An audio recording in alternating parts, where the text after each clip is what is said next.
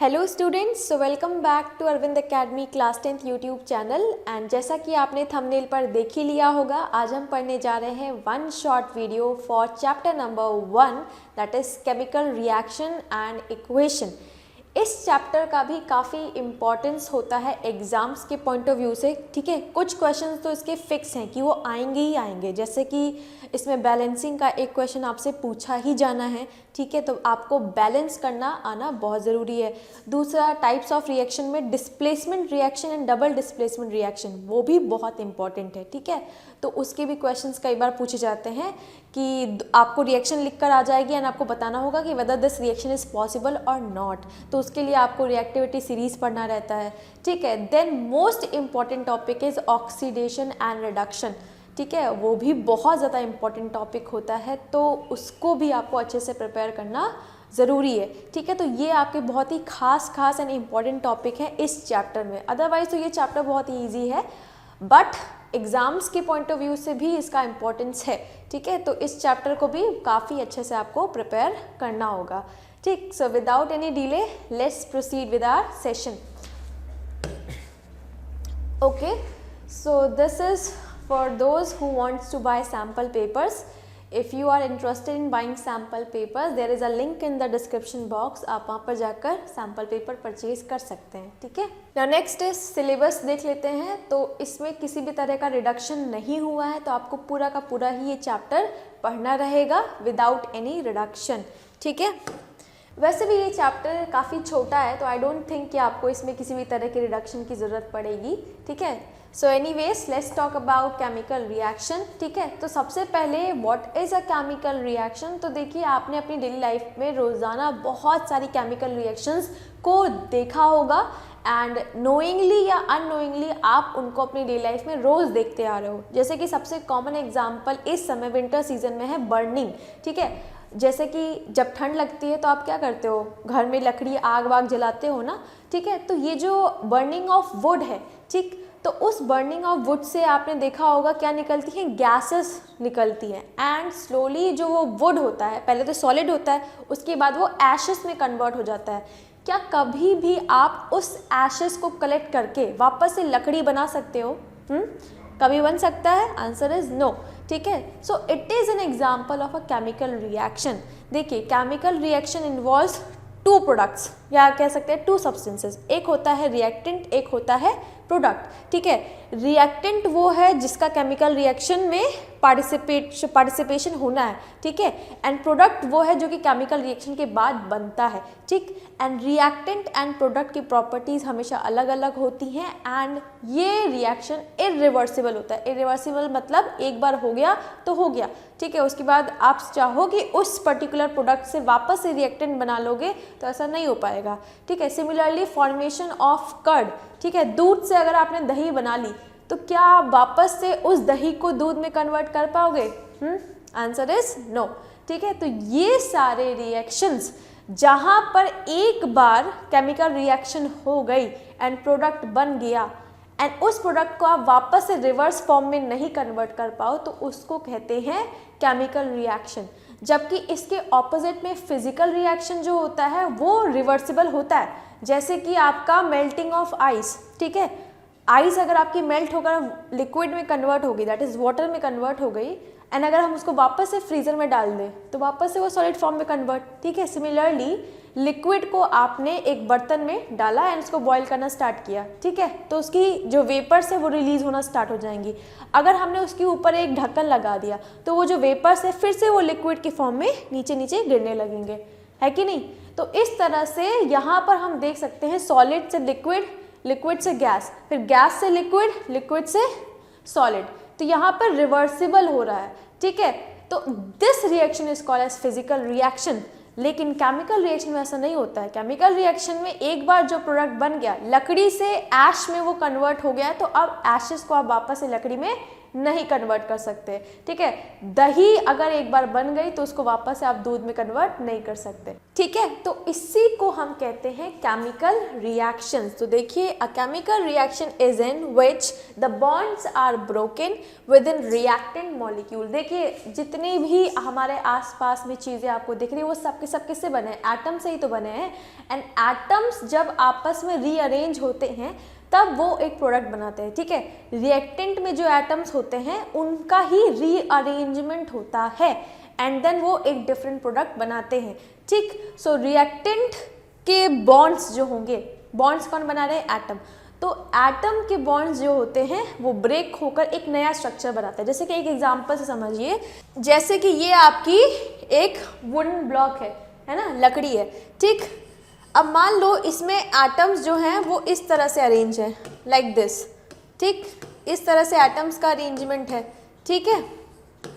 And जब हमने इसको हीट दिया, ठीक है, हीट मतलब यहाँ पर आग लगाई गई, ठीक है, तो इसके एटम्स का अरेंजमेंट हो गया सर्कल, ठीक है, इस तरीके से। पहले कैसे थे, एक रेक्टेंगल के फॉर्म में इसके एटम्स अरेंज थे एंड अब इनके बॉन्ड्स ब्रेक होकर सर्कल के फॉर्म में आ गए हैं, ठीक है। तो दैट मीन्स यहाँ पे रीअरेंजमेंट हुआ है एटम्स का। एंड ये जो था पहले क्या था, ये एक वुड था, लकड़ी का ब्लॉक था एंड अब कन्वर्ट हो गया है ऐश में। तो ये जो एटम्स हैं वो एशेस के हैं, राख जिसको हम हिंदी में बोलते हैं, ठीक है। तो देखो यहाँ पर जो एटम्स है उसका अरेंजमेंट एकदम क्या हो गया, बदल गया है, ठीक है। इसीलिए हम इसको वापस से कन्वर्ट नहीं कर पाते हैं उसके ओरिजिनल फॉर्म में, ठीक। तो देखिए, chemical reaction is in which the bonds are broken. Atoms जो होते हैं उनके बॉन्ड्स ब्रेक होते हैं एंड नए बॉन्ड्स फॉर्म होते हैं, नए बॉन्ड फॉर्म होते हैं within product molecule in order to form a new substance. And क्यों बनता है, ताकि एक नया सब्सटेंस बन सके। जैसे कि यहाँ पे नई सब्सटेंस जो बनी है उसको क्या कह रहे हैं, एशेस बोल रहे हैं, ठीक है। एंड एशेस कैसा होता है, पाउडर फॉर्म में होता है, जबकि ये जो लकड़ी होती है वो सॉलिड होती है, ठीक है। तो इनकी प्रॉपर्टीज भी अलग अलग है, ठीक है। एशेस को आप जला नहीं सकते हो, लकड़ी को आप जला सकते हो, ठीक है। एशेस बर्न नहीं हो सकती है, तो ऑलरेडी बर्न्ड है, ठीक। सो डिफरेंट प्रॉपर्टीज होती है रिएक्टेंट एंड प्रोडक्ट की। नेक्स्ट देखिए, the product have different properties than the reactant, ठीक है। सिमिलरली आप इसको अपने कर्ड वाले एग्जांपल में अप्लाई कर लीजिए। कर्ड जो होता है वो खट्टा होता है, दूध खट्टा होता है नहीं, ठीक है। देन जो कर्ड है वो आपका सेमी सॉलिड होता है, सेमी सॉलिड, जबकि मिल्क आपका प्योर लिक्विड होता है, ठीक है। तो प्रॉपर्टीज भी ऑटोमेटिकली बदल जाती हैं। सो this is what a chemical reaction means, ठीक है। So now next is a chemical reaction is represented by a chemical equation। तो कोई भी chemical reaction अधूरी होती है जब तक कि हम उसको एक equation में represent नहीं करते हैं। जैसे कि आपकी NCERT की बुक में मैग्नीशियम की बर्निंग को दिखाया गया है, ठीक है। तो दो तरीका है, एक तो हम ओरली बता रहे हैं कि बर्निंग ऑफ मैग्नीशियम हो रहा है जहाँ पर मैग्नीशियम अपने ऑक्साइड में कन्वर्ट होता है, एंड एक होता है उसको प्रॉपरली लिखना, उसको एक प्रॉपरली इक्वेशन में लिखना, ठीक है। सो इतने सारे केमिकल रिएक्शंस हमारे इन्वायरमेंट में हो रहे हैं, तो ठीक है, सबको हम ओरली या वर्बली तो डिक्टेट कर नहीं सकते हैं। So there is a need of writing them in a particular equation, ताकि उनकी स्टडी ईजी हो सके, ठीक है। इतने सारे केमिकल रिएक्शंस हैं, उसका हमारी डेली लाइफ में क्या यूज़ हो सकता है, हमारा डेली लाइफ में क्या एप्लीकेशन हो सकता है, उन सब की स्टडी के लिए उनको पहले हमें याद रखना होगा, एक पर्टिकुलर इक्वेशन बनानी होगी, फिर देखना होगा कि कितने एटम्स बेसिकली पार्टिसिपेट कर रहे हैं। मतलब कि कोई भी चीज़ को करने के लिए एक प्रॉपर सिस्टम चाहिए, ठीक है। तो सिमिलरली अगर आपको कोई केमिकल रिएक्शन को स्टडी करना है तो उसके लिए सबसे पहले आपको एक प्रॉपर इक्वेशन लिखनी आनी चाहिए। जैसे कि बर्निंग ऑफ मैग्नीशियम रिबन, ठीक है। तो मैग्नीशियम की रिबन जब आपकी बर्न होती है ऑक्सीजन की प्रेजेंस में, हीट दिया, ठीक है, जब हम उसको हीट करते हैं या बर्न करते हैं, ठीक है, तो वो कन्वर्ट हो जाती है ना पाउडर में, वाइट कलर के पाउडर में कन्वर्ट हो जाती है। आपने अपने एक्सपेरिमेंट में किया भी होगा, ठीक है। तो ये मैग्नीशियम ऑक्साइड में कन्वर्ट हो जाती है, ठीक है। अब मैग्नीशियम जो होता है उसकी थिन सी इस तरह की आती है स्ट्रिप, जो कि वाइट कलर की होती है, ठीक। एंड ये जो आपका ऑक्साइड बना है मैग्नीशियम ऑक्साइड, वो होता है पाउडर के फॉर्म में। तो देखो ये सॉलिड थी, ये पाउडर के फॉर्म में है कि नहीं। एंड ये इसकी प्रॉपर्टीज अलग होंगी, मैग्नीशियम की प्रॉपर्टीज़ अलग होंगी। एंड सिमिलरली मैग्नीशियम ऑक्साइड को आप वापस से अब कन्वर्ट नहीं कर पाओगे मैग्नीशियम में। तो ये एक केमिकल रिएक्शन है एंड ये जो हमने लिखा है इसी को कह रहे हैं केमिकल इक्वेशन, ठीक है।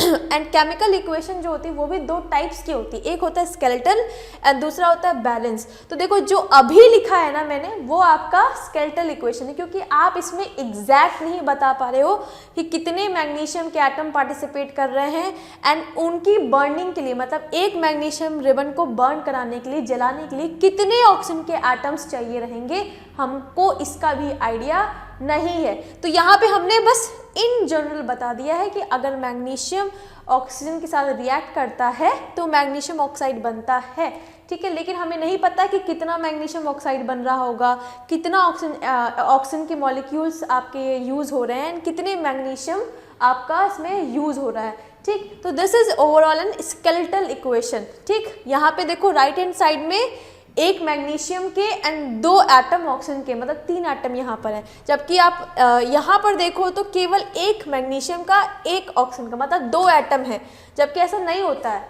आपको पता ही है कि हमेशा केमिकल रिएक्शन में रिएक्टेंट एंड प्रोडक्ट के एटम सेम होते हैं, केवल स्ट्रक्चर बदलता है। जैसे कि मैंने आपको लकड़ी वाला एग्जांपल दिया था ना, लकड़ी के एटम्स जो थे वो रेक्टेंगल फॉर्म में थे एंड एशेस में वो कैसे हो गए, सर्कुलर फॉर्म में। सिमिलरली मैग्नीशियम में भी जो एटम्स होंगे वो डिफरेंट तरह से अरेंज होंगे एंड मैग्नीशियम ऑक्साइड में उनका अरेंजमेंट अलग होगा। लेकिन इसका ये मतलब नहीं कि इसमें एटम खत्म हो गए, मतलब बढ़ना या घटना एटम का ऐसा नहीं हो रहा है, केवल एटम्स का स्ट्रक्चर बदलता है, ठीक है। वो अगर रेक्टेंगल शेप पे थे तो वो सर्कुलर फॉर्म में हो गया, ठीक है, टेट्राहेड्रल स्ट्रक्चर बन गया, मतलब स्ट्रक्चर चेंज हो रहा है। एटम्स का नंबर सेम रहता है, जितने एटम्स, मान लो इस मैग्नीशियम की स्ट्रिप में 100 एटम थे तो इसमें भी 100 ही एटम होने चाहिए। तो ये इक्वेशन आपकी प्योरली स्केलेटल इक्वेशन है, क्योंकि ये बैलेंस नहीं है। LHS हमेशा RHS के बराबर होता है, जितने एटम्स रिएक्टेंट में थे उतने ही एटम्स आपके प्रोडक्ट में भी इन्वॉल्व हो रहे होंगे, ठीक है। सो स्केलेटल इक्वेशन क्या होता है, equation which is not balanced और atoms of elements are not equal. यहाँ पे 3 है, यहाँ पर 2 हैं, तो अनइक्वल हुआ ना, ठीक है, on reactant and product side. Now उसके कॉन्ट्रास्ट में बैलेंस इक्वेशन क्या होती है, वो इक्वेशन जिसमें एटम्स जो होते हैं वेरियस एलिमेंट्स के वो इक्वल होते हैं रिएक्टेंट में भी एंड प्रोडक्ट साइड में। जैसे कि इसको बैलेंस करो, इरेजर लेते हैं, ठीक है, ओके। तो यहाँ पर मैं बैलेंस करने चलूँ तो बताओ मैग्नीशियम के यहाँ पर कितने हैं, एक ही एटम है एंड यहाँ पर भी एक एटम है, तो चलो ये तो बैलेंस है। लेकिन ऑक्सीजन को देखो, यहाँ पर 2 ऑक्सीजन के एटम यूज हो रहे हैं, यहाँ पर केवल एक ही ऑक्सीजन है, तो हम लगाएंगे यहाँ पर 2, ठीक। तो यहाँ पर ऑक्सीजन बैलेंस, बट मैग्नीशियम का बैलेंसिंग नहीं हो पाया क्योंकि 2 मैग्नीशियम हो गया अब यहाँ पर, जबकि यहाँ पर केवल एक ही मैग्नीशियम है, तो यहाँ पर भी हमने लगाया 2, ठीक है। तो जो फाइनल रिएक्शन होगी, फाइनल बैलेंस रिएक्शन, वो हो जाएगी 2 magnesium reacts with oxygen to give out 2 magnesium oxide. अब जरा गिनो एटम्स, 2 + 2, ठीक है, कितने हो गए, 4। यहाँ पर देखो 2 mg and 2 he oxygen, multiply होता है ना, 2 मैग्नीशियम के 2 ऑक्सीजन के, 2 × 2 दैट इज 4। तो LHS = RHS। तो now it will be a balance equation. तो कहने का देखो इसको रीड कैसे करते हैं, इसको रीड करेंगे, 2 मैग्नीशियम के एटम्स जब एक ऑक्सीजन मॉलिक्यूल के साथ रिएक्ट करते हैं तो 2 मैग्नीशियम ऑक्साइड मॉलिक्यूल बनाते हैं, इस तरह से रीड किया जाता है। तो अब ये रिएक्शन पूरी तरह से कंप्लीट है, उसमें हमें समझ में आ रहा है कि कितने एटम्स बेसिकली पार्टिसिपेट करते हैं, ठीक है। सो this is a balanced chemical equation. Now next is definition, देख लीजिए केमिकल इक्वेशन की। अ chemical equation is a symbolic notation, ठीक है, सिंबल से हम उसको नोटेट करते हैं ना। देखो कॉपर ऑक्साइड है तो CuO, ठीक है, कार्बन है तो उसको C से हमने रिप्रेजेंट किया, ये आपको याद करना पड़ेगा, इसका कोई शॉर्टकट नहीं है। कि हम सिंबल्स कैसे याद करें, ठीक है। जैसे गोल्ड का जो सिंबल होता है वो AU होता है, सिल्वर का AG होता है, तो ये सब आपको याद करना पड़ेगा, ठीक है। There is no shortcut for this, ठीक। तो a chemical equation is a symbolic notation, जहाँ पर हमने हर एक एलिमेंट को सिंबल्स दे रखे हैं एंड उनके बीच में रिएक्शंस को हम शो करते हैं। That uses formula of the compound. अच्छा, फॉर्मूला बनाना तो आपको आता ही होगा ना। जैसे कि मान लीजिए लेट्स से मैग्नीशियम ऑक्साइड, ठीक है, तो मैंने MgO ही क्यों लिखा, मैंने MgO2 MgO4 क्यों नहीं लिखा, ठीक है। इसका रीज़न ये है क्योंकि मैग्नीशियम की वैलेंसी होती है +2 एंड ऑक्सीजन की वैलेंसी होती है -2। ये 2 कैंसिल हो गया तो बचा 1 and 1, तो ये कंपाउंड बनेगा MgO, ठीक है। ये आप क्लास 9th में पढ़ के आ चुके हैं। फॉर्मूला बनाना आपको आना चाहिए, बहुत इंपॉर्टेंट है, ठीक। सो chemical equation is a symbolic notation that uses formula of a compound and symbols of elements, ठीक है। एलिमेंट का सिंबल यूज करते हैं, जैसे कि मैग्नीशियम को हम Mg से रिप्रेजेंट कर रहे हैं, ऑक्सीजन को O से रिप्रेजेंट कर रहे हैं, ठीक, to represent a chemical reaction. Example, for example copper oxide जो है उसको देखो, कॉपर जो है उसका आपका होता है +2, ठीक है। ये आपको पढ़ना नहीं अभी, उन्होंने एग्जाम्पल में दे दिया है। तो कॉपर का होता है +2 एंड ऑक्सीजन का होता है -2, ठीक। तो 2 कैंसिल, तो इसीलिए फॉर्मूला बना है कॉपर ऑक्साइड, ठीक है। आपको अपने लेवल पर 30 एलिमेंट्स याद करने हैं, 1 से लेकर 30 एलिमेंट्स, पीरियोडिक टेबल के 30 एलिमेंट्स आप याद रख लीजिए, ठीक। तो कॉपर ऑक्साइड जब कार्बन के साथ रिएक्ट करता है तो बनेगा कॉपर प्लस कार्बन मोनोऑक्साइड। तो ये आपका किस टाइप की इक्वेशन हो गई, केमिकल इक्वेशन, ठीक। So now the next topic is how to write a chemical balance equation, ठीक है। तो लेट्स टेक एन एग्जांपल। सबसे पहले हम हाइड्रोजन का ही रिएक्शन करवाते हैं, ये आपकी NCERT का क्वेश्चन है। हाइड्रोजन अगर रिएक्ट करेगा क्लोरीन के साथ, ठीक है, hydrogen when reacts with chlorine it will form hydrochloric acid, ठीक है। एंड क्वेश्चन ये है कि write down the chemical balance chemical equation for this reaction hydrochloric acid, ठीक। तो बताइए हाइड्रोजन का सिंबल क्या होता है, H, एंड क्योंकि हाइड्रोजन हमेशा अपने डाई एटॉमिक मॉलिक्यूल के फॉर्म में एग्जिस्ट करता है, वो कभी भी केवल सिंगल H के फॉर्म में एग्जिस्ट नहीं करता, तो हम लिखेंगे यहाँ पे H2। सेम केस है आपका क्लोरीन के साथ भी।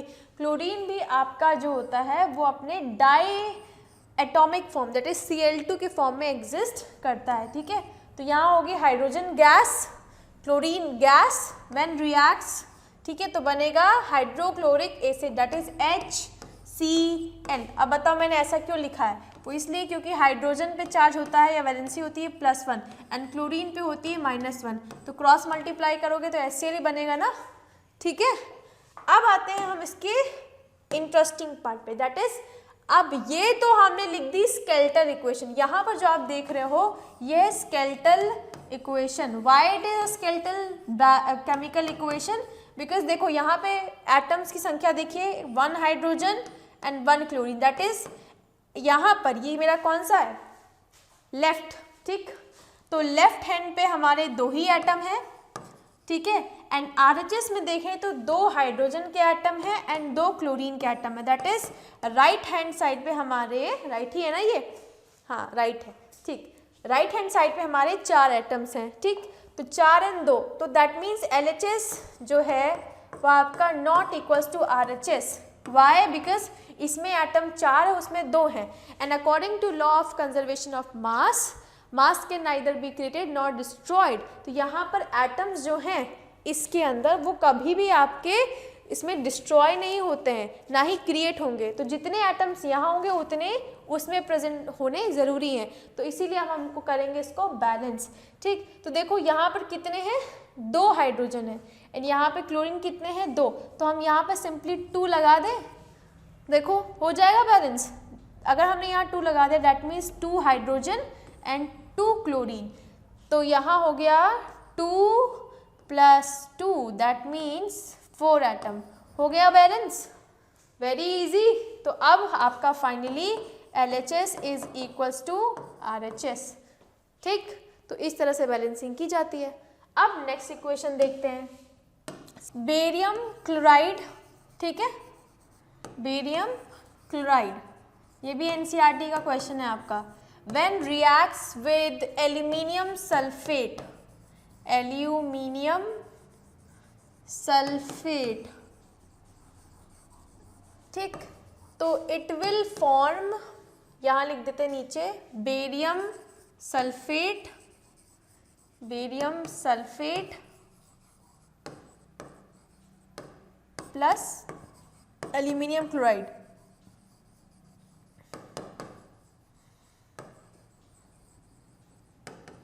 ठीक, अब क्वेश्चन है कि write down the balance chemical equation for this reaction. तो सबसे पहले तो हमें इसकी केमिकल इक्वेशन लिखनी पड़ेगी, ठीक है।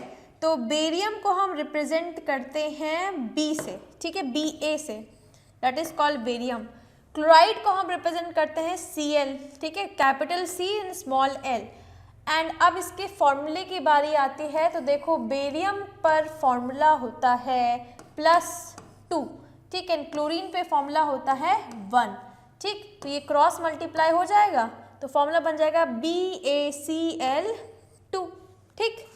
नेक्स्ट आ जाओ एल्यूमिनियम सल्फेट। एल्यूमिनियम को रिप्रेजेंट करते हैं capital A and small l से, सल्फेट को SO4।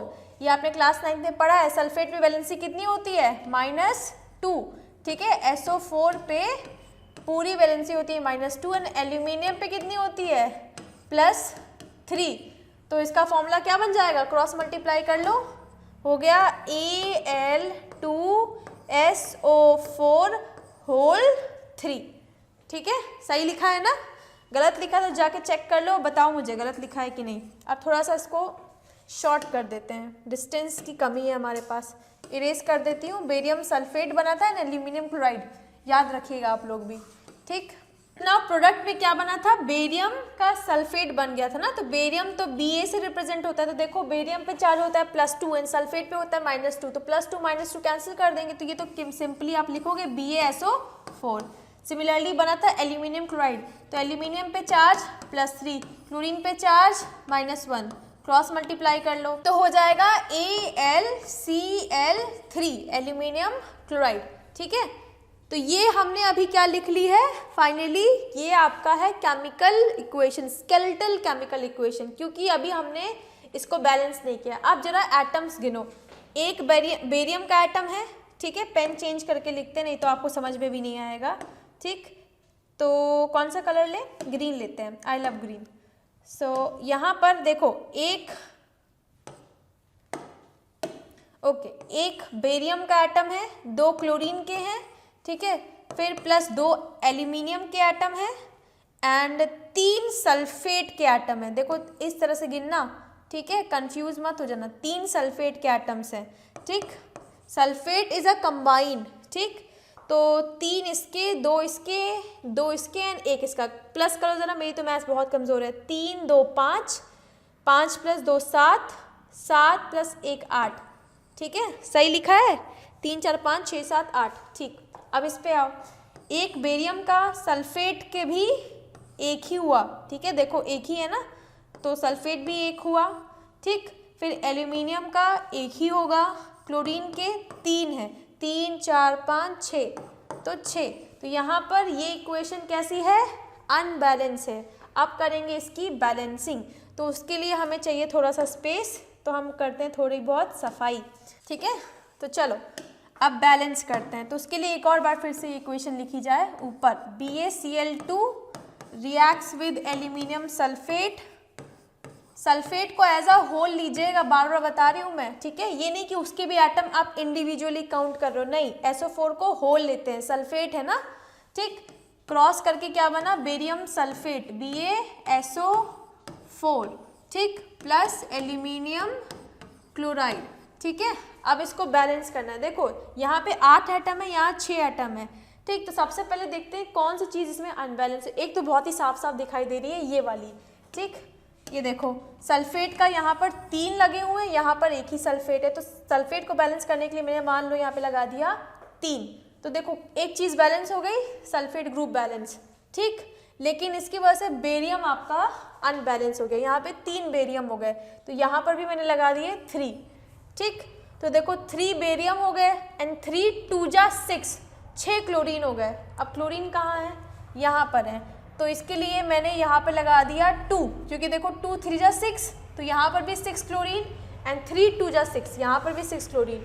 ठीक है, सो 6 क्लोरीन हो गए, 6 क्लोरीन वहाँ हो गए, सल्फेट 3 हो गए, सल्फेट 3 हो गए, बेरियम 3 हो गया, बेरियम 3 हो गया। अब बचा हमारा केवल एल्यूमिनियम, जो कि वो ऑलरेडी बैलेंस है। ये देखो Al2 लिखा है ना, Al2SO4 होल थ्राइस, तो 2 एल्यूमिनियम इधर भी हैं, 2 एल्यूमिनियम इधर भी हैं। अब काउंटिंग करें, देखो 3 बेरियम, देन 3 2 जा 6 क्लोरीन, 2 एल्यूमिनियम एंड 3 सल्फेट।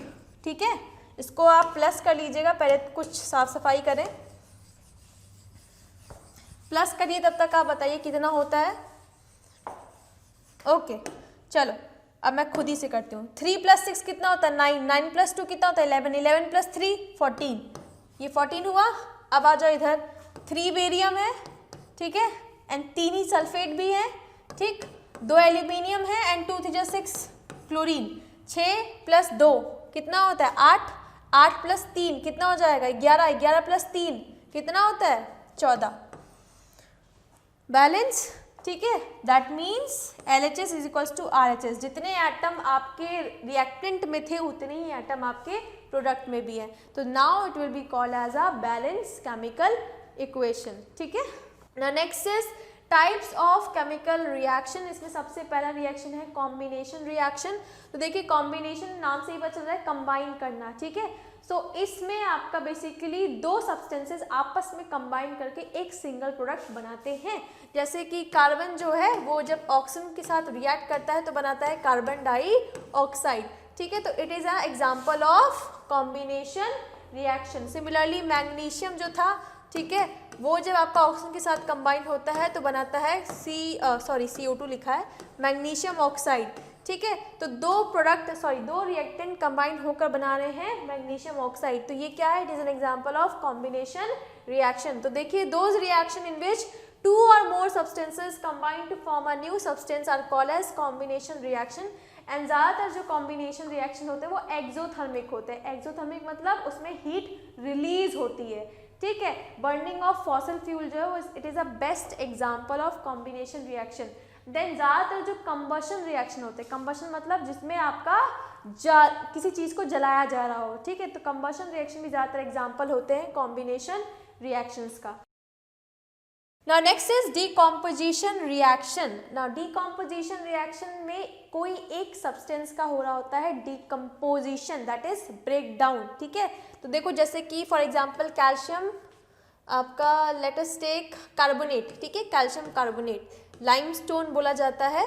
ठीक है, तो कैल्शियम कार्बोनेट को जब हम हीट करते हैं तो वो कन्वर्ट हो जाता है calcium oxide plus carbon dioxide में। ठीक है, तो this is an example of decomposition reaction. ठीक है, क्यों, क्योंकि यहाँ पर एक सिंगल सब्सटेंस का डिकम्पोजिशन हो रहा है एंड 2 या 2 से ज़्यादा सब्सटेंस इसमें प्रोडक्ट साइड में फॉर्म होते हैं। Just opposite of combination reaction. Combination में 2 या 2 से ज़्यादा सब्सटेंस आपस में कंबाइन होकर एक सिंगल प्रोडक्ट बनाते हैं एंड डिकम्पोजिशन में एक सब्सटेंस ब्रेक होकर 2 या 2 से ज़्यादा सब्सटेंस को फॉर्म करता है। तो देखिए reaction in which a single compound breaks down to produce 2 or more simpler substances, that is a compound decompose into simple substances is called as decomposition reaction and it is opposite of combination reaction। इसके भी further 3 categories होती हैं। ठीक है, जैसे कि सबसे पहला है thermal decomposition reaction, number 2 is electrolytic decomposition reaction, या 3rd नंबर पे होता है फोटोकेमिकल डिकम्पोजिशन रिएक्शन। क्यों, क्योंकि इसमें बेसिकली किसी भी प्रोडक्ट को या किसी भी सब्सटेंस को ब्रेक करने के लिए हमें एनर्जी देनी पड़ेगी ना। देखो जैसे यहाँ पर कैल्शियम कार्बोनेट को ब्रेक करने के लिए हमने उसको हीट की एनर्जी दी। ठीक है, तो इसीलिए इस डिकम्पोजिशन रिएक्शन के 3 कैटेगरीज है डिपेंडिंग अपॉन कि कौन सी एनर्जी हम देकर उस पर्टिकुलर सब्सटेंस को ब्रेक करा रहे हैं। ठीक है, जैसे कि आपका थर्मल डिकम्पोजिशन में हीट की एनर्जी दी जाती है एंड इसका बेस्ट एग्जांपल है ये वाला कैल्शियम कार्बोनेट। जब उसको हीट एनर्जी मिलती है तो कैल्शियम ऑक्साइड एंड CO2 में आपका कन्वर्ट हो जाता है। Next is electrolytic decomposition reaction. Now electrolytic decomposition reaction में इलेक्ट्रिक स्पार्क दिया जाता है एंड उससे उसका डीकम्पोजिशन होता है। ठीक, अब इसके लिए देखो इलेक्ट्रोलिटिक सेल यूज करते हैं। ठीक है, कैथोड होता है, एनोड होता है। ठीक है, अब इसमें क्या करते हैं ना, जैसे कि हाइड्रोजन ऑक्साइड या इसी को हम बोलते हैं वाटर। ठीक है, तो इसको हम लोग इलेक्ट्रिक स्पार्क जब दिया जाता है, ठीक है, इलेक्ट्रोलिटिक सेल में इलेक्ट्रिक स्पार्क दिया जाता है तो ये आपका ब्रेक हो जाता है hydrogen gas and oxygen gas में।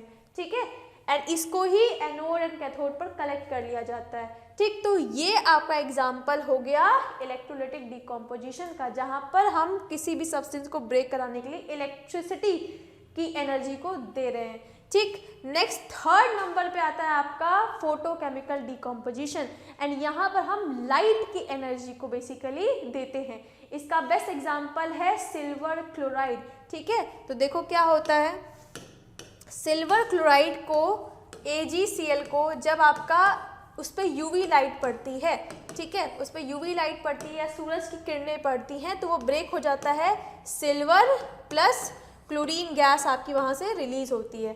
ठीक है, तो इस रिएक्शन को हम पढ़ते हैं फोटोकेमिकल डीकम्पोजिशन रिएक्शन में। ठीक है, एंड इसके एप्लीकेशन जब आप डिटेल लेक्चर देखेंगे तो उसमें आपको मिलेगा। ठीक है, now next is displacement reaction. Displacement reaction में बेसिकली डिस्प्लेसमेंट होता है मेटल्स का या एलिमेंट्स का। अगर एक ज़्यादा रिएक्टिव मेटल है तो वो अपने से कम रिएक्टिव मेटल को उसके सॉल्ट सोल्यूशन से डिस्प्लेस करने की टेंडेंसी रखता है। ठीक है, जैसे कि इसकी एक्टिविटी भी आपने करी होगी, टेस्ट ट्यूब में कॉपर सल्फेट का सोल्यूशन लीजिए, ठीक है, एंड उसमें आयरन नेल को डिप करिए, थोड़ी देर बाद उसका कलर जो है वो ब्लू से ग्रीन में कन्वर्ट हो जाता है। तो उसका रीज़न कई बार पूछा जाता है कि क्यों ऐसा होता है, तो वो इसलिए क्योंकि वहाँ पर ये वाली रिएक्शन चल रही होती है। कौन सी? Displacement reaction. देखिए फेरिक मतलब वो आयरन की नेल जो आपने उस सोल्यूशन में डिप करी होगी, ठीक है, उसका फॉर्मूला क्या होता है? Fe होता है ना, आयरन को हम Fe से रिप्रेजेंट करते हैं। ठीक है, देन सोल्यूशन किस चीज़ का लिया था? Copper sulphate. ये कॉपर सल्फेट का सोल्यूशन है। ठीक है, अब दिक्कत क्या है ना कि फेरिक की रिएक्टिविटी जो होती है वो आपकी कॉपर से ज़्यादा होती है। ठीक है, रिएक्टिविटी सीरीज आपको इसके लिए पढ़नी पड़ेगी। ठीक है, potassium, sodium, magnesium and so on करके आपका रिएक्टिविटी होती है। ठीक है, तो कॉपर जो होता है ना वो नीचे होता है, फेरिक इसके ऊपर आता है। ठीक, इसीलिए ferric is more reactive than copper in reactivity series, इसीलिए वो उसको उसके सॉल्ट सोल्यूशन से डिस्प्लेस कर देगा। जैसे ही डिस्प्लेस करेगा तो सोल्यूशन में फेरिक सल्फेट आपका बन जाएगा एंड कॉपर आपको टेस्ट ट्यूब के नीचे दिखने लगेगा। ठीक है, तो देखो कैसा हो जाता है, टेस्ट ट्यूब में सोल्यूशन का कलर पहले था ब्लू एंड अब हो जाएगा ग्रीन। ठीक है, एंड नीचे यहाँ पर आपको स्मॉल स्मॉल ब्राउन कलर की कॉपर भी दिखने लगेगी। एंड ऐसा क्यों होता है? Because ferric is more reactive than copper, hence it displaces copper from its copper sulphate solution. So now next is double displacement reaction. Double displacement मतलब यहाँ पे दो मेटल्स का डिस्प्लेसमेंट होगा। ठीक है, पहले वाले में केवल एक ही मेटल डिस्प्लेस हो रहा था, यहाँ पर दो मेटल्स का डिस्प्लेसमेंट होगा एंड दो सोल्यूशन होते हैं। ठीक है, पहले वाले में क्या था? डिस्प्लेसमेंट में एक मेटल के फॉर्म में रहता है एंड दूसरा सोल्यूशन के फॉर्म में। यहाँ पर दो सोल्यूशन होते हैं। तो देखिए, those reaction in which two different atom या group of atom are displaced by other atom or group of atom, that is two compounds exchange their ions and hence one of the product form is insoluble and एक जो इसमें product बनता है वो insoluble होता है, PPT के form में वो सोल्यूशन में रह जाता है। अब इसको एग्जाम्पल से देखते हैं। देखो बहुत ही बेस्ट एग्जाम्पल इसका बेरियम क्लोराइड, ठीक है, एंड सोडियम सल्फेट। ठीक, तो सोडियम सल्फेट को जब आपने बेरियम क्लोराइड के सोल्यूशन में डाला तो आपको पीपीटी बनती हुई दिखाई पड़ती है जो कि नीचे बैठ जाती है टेस्ट ट्यूब के, वाइट कलर की पीपीटी। एंड ऐसा क्यों होता है? क्योंकि ये जो बेरियम होता है वो सोडियम को डिस्प्लेस करके बेरियम सल्फेट सोल्यूशन बना लेता है। ठीक है, एंड जो ये सोडियम होता है वो इस बेरियम को डिस्प्लेस करके सोडियम क्लोराइड बना लेता है।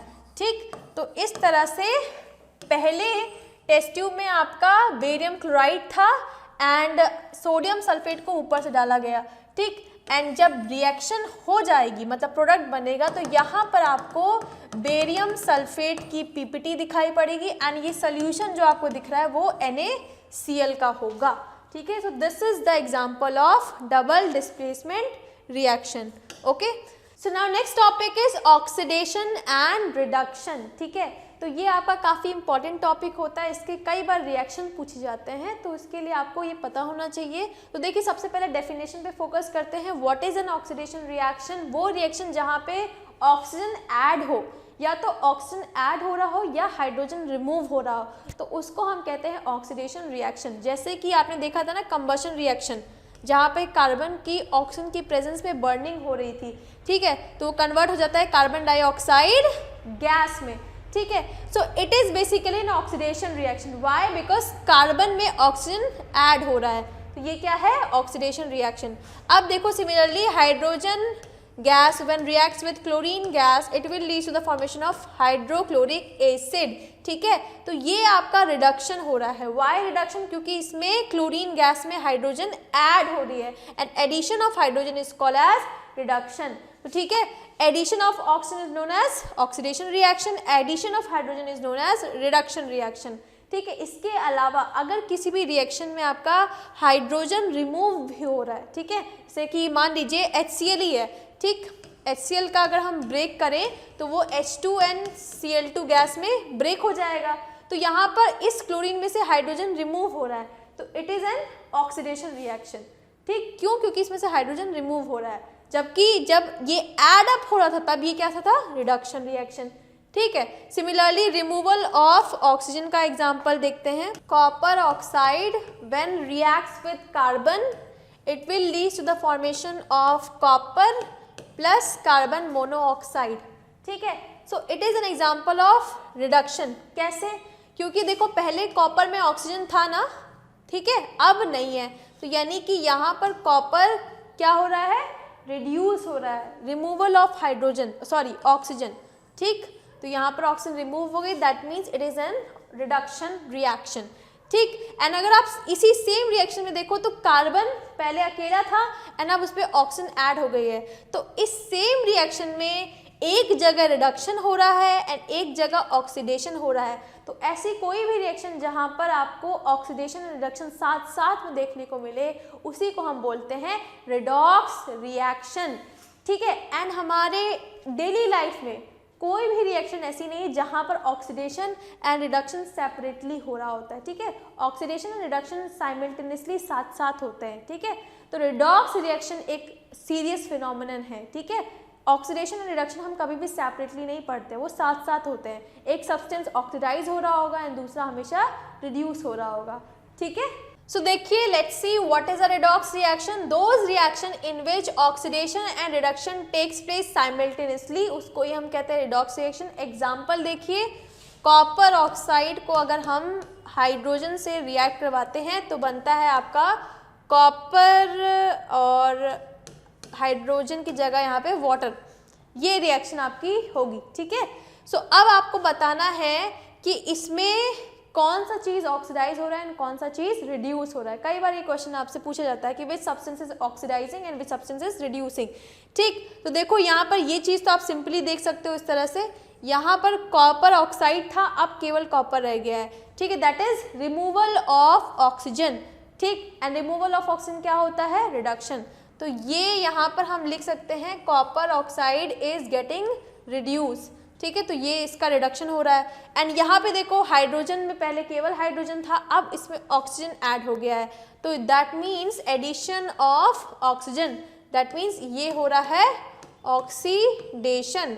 एंड क्योंकि सेम रिएक्शन में ऑक्सीडेशन और रिडक्शन दोनों हो रहे हैं तो इसीलिए ये एग्जाम्पल है आपका रिडॉक्स रिएक्शन का, ठीक। सिमिलरली एक और एग्जाम्पल देखते हैं, जिंक ऑक्साइड प्लस कार्बन, ठीक है, it will form zinc plus carbon monoxide. तो देखो इस रिएक्शन में भी पहले जिंक ऑक्साइड था एंड अब केवल जिंक रह गया है, that is removal of oxygen and removal of oxygen कहलाता है रिडक्शन, ठीक है।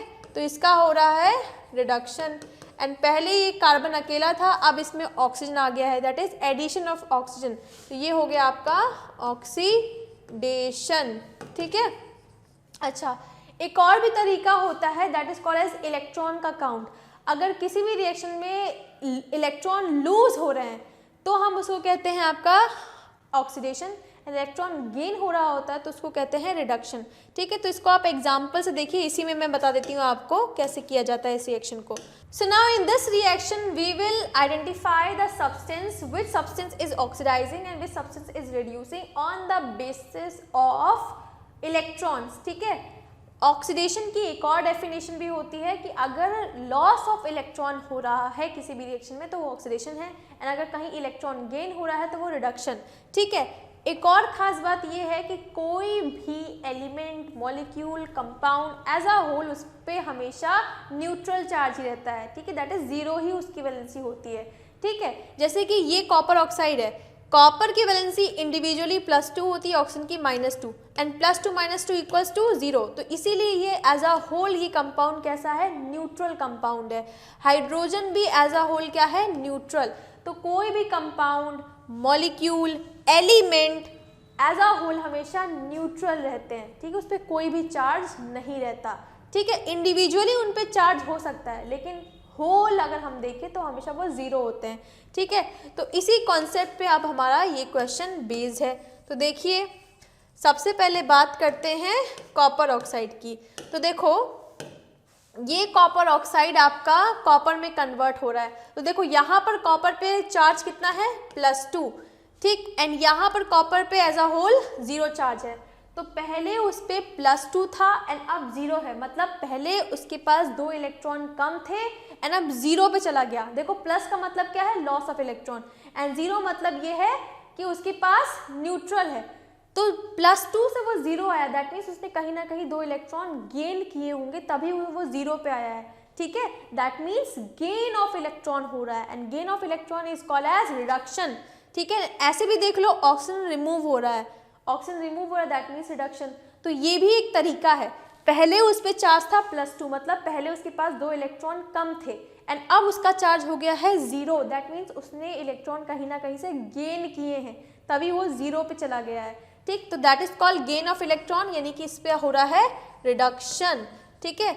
अब आ जाओ सिमिलरली हाइड्रोजन पे। हाइड्रोजन पे पहले चार्ज था 0, ठीक है, एंड यहाँ पर अगर हम देखें का हो गया है +2, क्योंकि 2 हाइड्रोजन है ना, एक हाइड्रोजन की वैलेंसी होती है +1 एंड 2 हाइड्रोजन है तो हो जाएगा +2, ठीक है। तो पहले उसका चार्ज था न्यूट्रल, ना उसके पास ज़्यादा इलेक्ट्रॉन थे ना उसके पास कम इलेक्ट्रॉन थे, वो कैसा था 0, एंड अब उसका हो गया +2, दैट मीन्स उसने 2 इलेक्ट्रॉन लूज कर दिए हैं। प्लस का मतलब लूज, माइनस का मतलब गेन, दैट इज 0 से +2 गया मतलब loss of electron, and loss of electron is called as oxidation, ठीक है। तो ये भी एक तरीका है आपको पता लगाने का कि कौन सा रिएक्शन में कौन सी चीज़ रिड्यूस हो रही है एंड कौन सा ऑक्सीडाइज हो रहा है। अगर आपको ऑक्सीजन ना दिया गया हो तो, क्योंकि यहाँ तो आप सिंपली ऑक्सीजन को ही देखकर पता लगा सकते हो कि कौन सा सब्सटेंस रिड्यूस हो रहा है, कौन सा ऑक्सीडाइज। लेकिन अगर कोई ऐसी रिएक्शन आपको मिल जाए जहाँ पर आपको ऑक्सीजन नहीं दिया हो, ना ही हाइड्रोजन का दिया हो, तो उस केस में आप इलेक्ट्रॉन को भी काउंट करके बता सकते हो कि कौन सा सब्सटेंस ऑक्सीडाइज हो रहा है, कौन सा सब्सटेंस रिड्यूस हो रहा है, ठीक है। Now next is oxidising agent. देखो, एजेंट आप नॉर्मल लाइफ में किसको बोलते हैं, जो कि कोई काम करवाए। अब यहाँ पे इसके बगल में लगा हुआ है ऑक्सीडाइजिंग, मतलब कि वो एजेंट जो कि ऑक्सीडाइज कराने में हेल्प करे, ठीक है। तो ऑक्सीडाइजिंग एजेंट वो होगा जो कि खुद तो रिड्यूस होगा लेकिन दूसरे को ऑक्सीडाइज कराए। तो 2 substances which reduce itself and oxidise other, क्योंकि क्या है उसका काम, क्या है, एजेंट है, एजेंट का काम है काम करवाना, एंड यहाँ उसका नाम लिखा है ऑक्सीडाइजिंग एजेंट, मतलब कि वो जिसके साथ भी काम करेगा उसको ऑक्सीडाइज कर देगा, ठीक है। तो जैसे कि आपकी पिछली वाली रिएक्शन में देखिए, कॉपर ऑक्साइड था, हाइड्रोजन के साथ रिएक्ट किया, ठीक है, तो बनाया क्या, कॉपर प्लस वाटर। तो देखो यहाँ पर कॉपर ऑक्साइड का हो रहा है रिडक्शन, है कि नहीं, क्योंकि यहाँ पे ऑक्सीजन रिमूव हो रहा है, एंड हाइड्रोजन का हो रहा है ऑक्सीडेशन, क्योंकि यहाँ पे ऑक्सीजन ऐड हो रहा है, ठीक है। तो इस रिएक्शन में कॉपर ऑक्साइड का रिडक्शन हो रहा है, तो हाइड्रोजन को हम क्या बोलेंगे, रिड्यूसिंग एजेंट। रिड्यूसिंग एजेंट क्यों, क्योंकि वो खुद ऑक्सीडाइज हो रहा है एंड दूसरे को रिड्यूस कर रहा है, ठीक है। तो hydrogen will be a reducing agent and copper oxide को कहा जाएगा ऑक्सीडाइजिंग एजेंट। व्हाई, बिकॉज खुद ये रिड्यूस हो रहा है एंड हाइड्रोजन को ऑक्सीडाइज कर रहा है, ठीक है। तो oxidising agent and reducing agent का कॉन्सेप्ट बहुत ही क्लियर है। एजेंट मतलब जो कि काम कराए एंड यहाँ लगा है ऑक्सीडाइजिंग मतलब ऑक्सीडाइज कराने का काम कर रहा है, ठीक है। तो दूसरों को जब ऑक्सीडाइज करेगा तो खुद तो उसको बलिदान देना पड़ेगा ना, तो खुद क्या होगा, रिड्यूस होगा, ठीक। एंड रिड्यूसिंग एजेंट मतलब होता है जो कि दूसरों को रिड्यूस करे एंड खुद को क्या करेगा, ऑक्सीडाइज। दूसरों को रिड्यूस करा है तो खुद तो ऑक्सीडाइज होना ही पड़ेगा। So this is the simplest definition of oxidising agent and reducing agent. So देखिए, oxidising agent is an substance which can add oxygen या इलेक्ट्रोनेगेटिव, इस अभी डेफिनेशन को हटा दीजिए, add oxygen to other material, ठीक है। दूसरे को ऑक्सीडाइज करेगा ना तो उसके लिए ऑक्सीजन डालेगा उसमें, या फिर remove hydrogen from other material, क्योंकि हाइड्रोजन का रिमूवल भी ऑक्सीडेशन कहलाता है। मतलब कि बेसिकली वो सारे काम करेगा जिससे कि दूसरा वाला एलिमेंट ऑक्सीडाइज हो जाए, ठीक है। गेन इलेक्ट्रॉन, खुद क्या करेगा, इलेक्ट्रॉन गेन करेगा, क्योंकि देखो खुद को उसको रिड्यूस होना पड़ेगा दूसरों को ऑक्सीडाइज कराने के लिए। एंड रिडक्शन की एक डेफिनेशन गेन ऑफ इलेक्ट्रॉन भी तो होता है, तो इसीलिए, ठीक है। नेक्स्ट देखिए, oxidising agent itself gets reduce. देखो आगे ना बात मैंने कहा ही था ना, ऑक्सीडाइजिंग एजेंट क्योंकि उसको दूसरे को ऑक्सीडाइज कराना है तो खुद रिड्यूस होगा, ठीक। So now next is reducing agent. Reducing agent मतलब वो एजेंट जो कि दूसरे को रिड्यूस कराए एंड खुद ऑक्सीडाइज हो, ठीक है। तो दैट मीन्स उसको दूसरे को रिड्यूस कराना है तो या तो उसको हाइड्रोजन देगा या उसका ऑक्सीजन को रिमूव करेगा या फिर उसको इलेक्ट्रॉन गेन करवाएगा, क्योंकि रिडक्शन का मतलब तो यही होता है। एंड खुद क्या करेगा, खुद ऑक्सीडाइज होगा, दैट इज इलेक्ट्रॉन लूज करेगा, ठीक है। दूसरा ऑक्सीजन को ऐड करवाएगा अपने अंदर या फिर हाइड्रोजन को रिमूव कराएगा, ठीक है। खुद ऑक्सीडाइज होगा एंड दूसरे को रिमूव कराएगा, ठीक। So now next heading is corrosion, ठीक है। So basically corrosion is an application. Application क्या है, ये बोल सकते हैं हम, इफेक्ट है ऑक्सीडेशन रिएक्शन का एवरीडे लाइफ में। हमारे ऑक्सीजन जो है वो हर जगह अवेलेबल है, ठीक है। कोई भी ऐसी जगह नहीं जहाँ पर ऑक्सीजन ना प्रेजेंट हो, ठीक है। एंड ये ऑक्सीजन जब आपके मेटल के साथ रिएक्ट करती है तो वो उसको उसके ऑक्साइड में कन्वर्ट कर देती है, ठीक है। मैग्नीशियम के मेटल को जब ऑक्सीजन के साथ कंबाइन होता है तो वो आपका मैग्नीशियम ऑक्साइड में कन्वर्ट हो जाता है। सिमिलरली आयरन जब ऑक्सीजन के साथ रिएक्ट करता है तो आयरन ऑक्साइड में कन्वर्ट हो जाता है।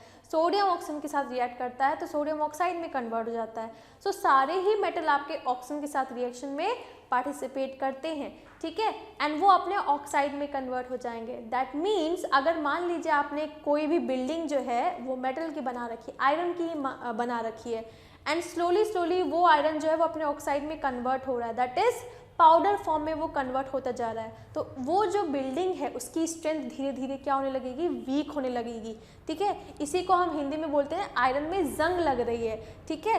तो अगर आपका कभी भी आयरन में जंग लगना स्टार्ट हो जाए, दैट इंडिकेट्स कि वो आयरन अब वीक हो रहा है, उसमें कोरोजन स्टार्ट हो गया है, ठीक है। एंड अगर उसको टाइमली हमने हटाया नहीं तो वो पूरी बिल्डिंग आपकी कोलैप्स हो जाएगी, गिर जाएगी, ठीक है, जो कि आयरन से बनी हुई है। So it is very important phenomenon कि कोरोजन को हम एक्नॉलेज करें, समझें एंड उसके लिए कैसे मेथड्स यूज़ करें कि ये प्रिवेंट हो सके।